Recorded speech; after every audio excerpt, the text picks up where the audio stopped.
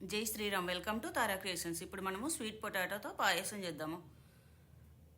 చిలకడ దుంపలను ముందు శుభ్రంగా కడిగి పైన చెక్కు తీసుకోవాలి.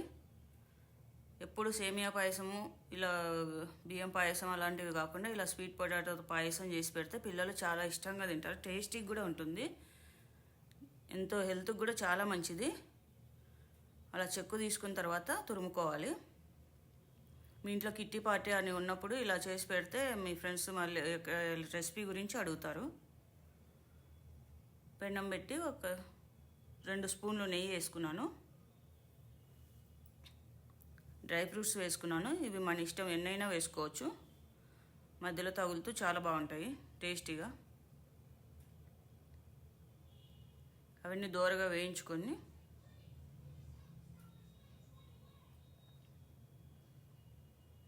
ఒక ప్లేట్లోకి తీసి పెట్టుకోవాలి.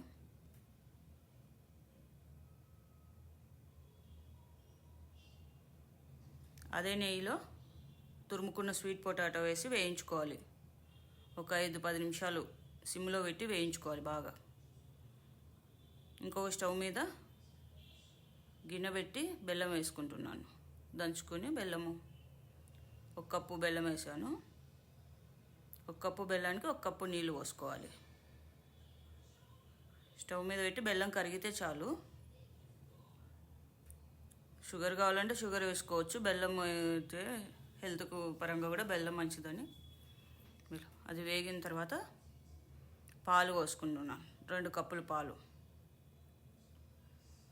పాలల్లో బాగా ఉడకాలి. ఓ 10 నిమిషాలు ఇట్లా. పాలన్నీ దగ్గరికి వచ్చి కోవాలాగా అవుతుంది. ఇప్పుడు కరిగించుకున్న బెల్లం నీళ్ళు వడగట్టుకొని దీంట్లో పోసుకోవాలి.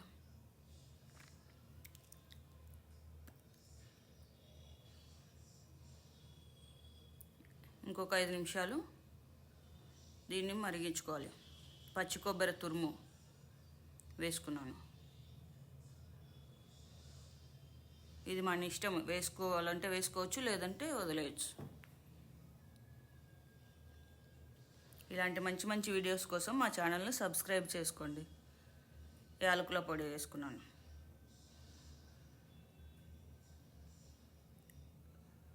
అంత ఇంకొక 5-10 నిమిషాలు అలా ఉడికించుకొని డ్రై ఫ్రూట్స్ వేసుకొని ఆఫ్ చేసుకొని స్టవ్. అంతే, ఎంతో healthy tasty sweet potato payasam ready. వెరైటీగా ఉంటుంది, టేస్ట్ కూడా చాలా బాగుంటుంది. ఒకసారి చేసుకోండి, మళ్ళీ మళ్ళీ చేసుకుంటారు. హెల్త్కి కూడా చాలా మంచిది కాబట్టి పిల్లలకి ఇలాంటివన్నీ అలవాటు చేసుకుంటే బాగుంటుంది.